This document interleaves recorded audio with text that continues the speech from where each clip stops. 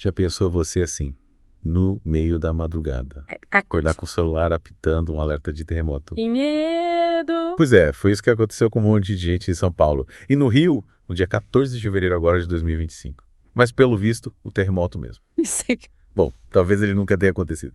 Pra gente entender melhor esse mistério todo, a gente convidou a Ana, que é especialista em sismologia, para conversar com a gente hoje. Pô, gente, essa história do terremoto fantasma deu o que falar, né? Eu mesmo. Um monte de gente recebeu o alerta no celular falando de tremores em Ubatuba e na Baixada Santista, mas a Defesa Civil negou que tivesse acontecido qualquer terremoto. E o mais estranho, né? É que o alerta só chegou para quem usa Android. Quem tem iPhone. Pois é. Fui de fora dessa. Imagina o susto, né? Nossa, mas No meio da noite, celular apitando, falando de terremoto, dando dicas de segurança, tipo usar sapato e verificar o gás. a gente tem que lembrar que esse sistema de alerta do Google ainda está em desenvolvimento, né? Ele usa os celulares como se fossem sensores captando vibrações. Aí, com base em dados sismológicos globais, ele emite esses alertas para tentar avisar as pessoas antes do terremoto acontecer. Sei. Mas como a gente viu, parece que ainda precisa de uns ajustes, né? Uns ajustes, tipo assim, como é que esse sistema do Google funciona exatamente? Que tipo de algoritmo ele usa para diferenciar, sei lá, a vibração de um caminhão passando na rua da vibração de um terremoto de verdade? Então ele usa uma rede neural, sabe? Que analisa os dados de movimento que os acelerômetros dos celulares coletam. Quando um monte de celular detecta vibrações parecidas numa mesma área, o algoritmo calcula a chance de um terremoto estar acontecendo. Só que, como qualquer sistema que usa inteligência artificial, ele ainda aprendendo, né? E pode acabar errando. Entendi. Mas e aí, como esse sistema se compara com os métodos, digamos, tradicionais de detectar terremoto, ele é mais preciso, mais rápido. Olha, os métodos que usam sismógrafos, aqueles aparelhos super sensíveis, eles são mais precisos para medir a força do terremoto e saber exatamente onde ele está acontecendo. Eles detectam as ondas sísmicas que se propagam lá no interior da Terra, sabe? Enquanto o sistema do Google se baseia nos movimentos que acontecem na superfície que os celulares conseguem captar. Por outro lado, a rede de celulares pode ser mais rápida para detectar um terremoto porque os dados são transmitidos em tempo real. Entendi. Então, nesse caso do alerta falso, a gente tem algumas possibilidades, né? Pode ter sido uma falha técnica no algoritmo, ou alguma interferência externa que gerou dados falsos, ou, sei lá, quem sabe aconteceu alguma coisa, mas não era bem um terremoto. E aí a gente entra na discussão sobre os microtremores, sabe? Que são tremores bem fraquinhos, que a gente nem sente. Mas os sensores dos celulares conseguem captar. Ou seja, pode ter rolado um monte de microtremores ao mesmo tempo. E o algoritmo entendeu tudo isso como um terremoto grande. Exatamente.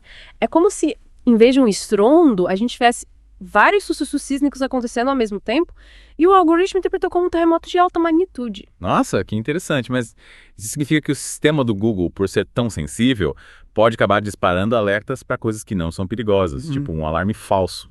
Essa é uma questão importante. A gente precisa pensar nesse equilíbrio entre a sensibilidade do sistema e a precisão dos alertas. Porque um alarme falso pode causar pânico desnecessário, né? É verdade.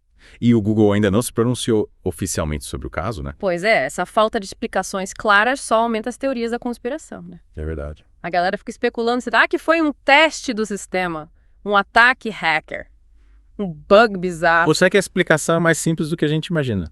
Quem sabe? Mas, por enquanto, a gente só pode especular. A gente volta agora para o nosso mergulho nesse mistério, né? Afinal, o que será que aconteceu para esse alerta ter sido disparado? Pois é, né? E pelo que a gente sabe, o Google não é muito de abrir o jogo, né? Eles não deram muitos detalhes sobre o que aconteceu de verdade. É verdade. O que a gente sabe é que essa rede gigante de sensores, que são os celulares, né? É a base do sistema deles. Seria tipo um exército de mini sismógrafos espalhados por aí, captando qualquer tremor, né? Mas eu vou falar uma coisa, se essa rede é tão sensível assim, será que ela não confunde as coisas? Tipo um monte de gente pulando o carnaval, um show de rock. Será que isso não poderia acabar gerando um falso positivo? Aqui entra a inteligência artificial, né, com os algoritmos super sofisticados. A ideia é que eles consigam diferenciar as vibrações de um terremoto de outros tipos de movimento, tipo obras, trânsito ou até uma grande festa. Inteligência artificial, hein? Parece coisa de filme de ficção científica. Mas e aí? A gente pode confiar 100% nesses algoritmos. Eles são infalíveis. Olha, na ciência a gente nunca pode dizer que algo é 100% garantido, né? Os algoritmos e a inteligência artificial aprendem com os dados que recebem, mas sempre existe a chance de erro. Afinal de contas, eles são criados por humanos e nós somos, por natureza, falíveis. Faz sentido. E nesse caso do alerta falso, o que você acha que pode ter acontecido para o algoritmo ter se enganado?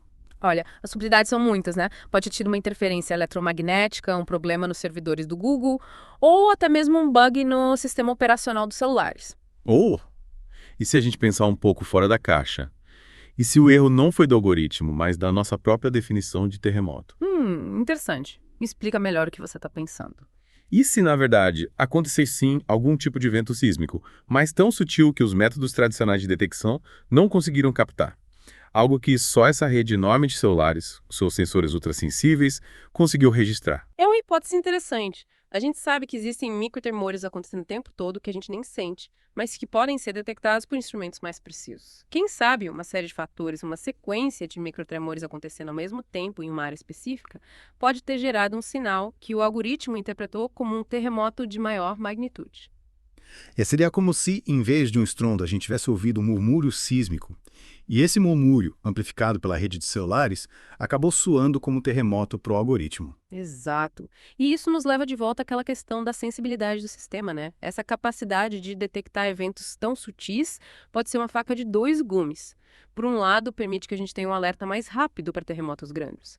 Por outro, pode gerar esses falsos alarmes, criando ansiedade e confusão nas pessoas. E a gente fica nesse impasse, né? Sem saber se o sistema está protegendo a gente de um perigo real ou só assustando com esses, digamos, fantasmas sísmicos. Pois é por isso que a transparência do Google é tão importante. Eles precisam explicar o que aconteceu, quais dados foram analisados, quais critérios eles usaram para gerar o alerta. Só assim a gente pode confiar mais no sistema e entender os seus limites. Isso é verdade. E enquanto o Google não se manifesta, a gente segue investigando.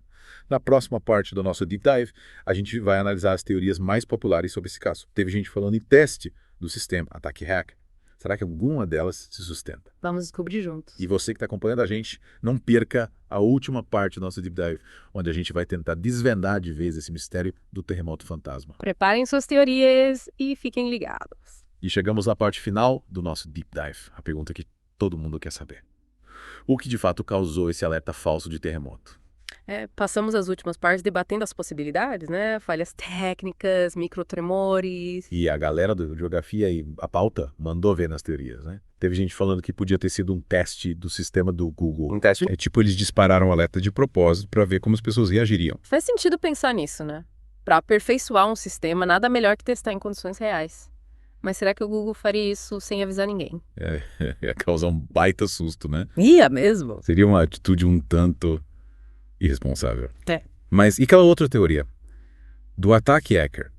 Teve gente achando que algum supergênio da informática invadiu os servidores do Google e mandou alertas só de zoeira para causar o caos. Essa teoria do hacker é de filme, né? Então. A gente sabe que esses ataques cibernéticos acontecem direto. Mas, me diz uma coisa. Que tipo de hacker ia querer causar pânico com alerta falso de terremoto? Qual seria o objetivo? Essa parte da motivação me deixa confusa também. Não sei que fosse só para se divertir, para mostrar que nenhum sistema é 100% seguro. Sei lá. Mas, voltando para o mundo real, se a gente esquecer essas teorias da conspiração, o que a gente pode concluir de verdade com o que a gente sabe? Olha, a verdade é que sem o Google se pronunciar oficialmente, a gente fica só especulando. E essa falta de transparência dele só aumenta a desconfiança e alimenta essas teorias, né? É frustrante, a gente aqui quebrou na cabeça para entender. E o Google, que tem todas as respostas, quietinho. Mas sabe, essa história toda nos faz pensar em uma coisa importante. A gente depende cada vez mais da tecnologia, né? É verdade. Confiamos cegamente em algoritmos e sistemas que, por mais sofisticados que sejam, ainda podem falhar. Exato. E quando esses sistemas falham, as consequências podem ser sérias. No caso do terremoto, a gente viu o pânico que um alerta falso pode causar. Imagina se isso acontece em outras situações, tipo um alerta de ataque terrorista. Nossa, é verdade. Por isso a gente precisa ter um olhar crítico sobre a tecnologia, entender seus limites, suas vulnerabilidades, buscar outras fontes de informação, não se basear só no que os algoritmos dizem. Concordo. Eu acho que essa é a lição principal que a gente tira desse episódio. A tecnologia pode ser uma ferramenta incrível, mas quem está no controle, no fim das contas, somos nós, humanos. É isso aí. E o que nos torna humanos é justamente a capacidade de questionar, de duvidar, de procurar a verdade por trás das coisas. E a gente aqui do Geografia em Pauta vai continuar nessa busca pela verdade, investigando os mistérios do nosso planeta e trazendo as informações mais interessantes e importantes para vocês. Então continuem acompanhando o nosso canal e participem da conversa, mandem suas dúvidas, sugestões, teorias lá nas nossas redes sociais. A gente se encontra no próximo episódio. Até lá. Até lá.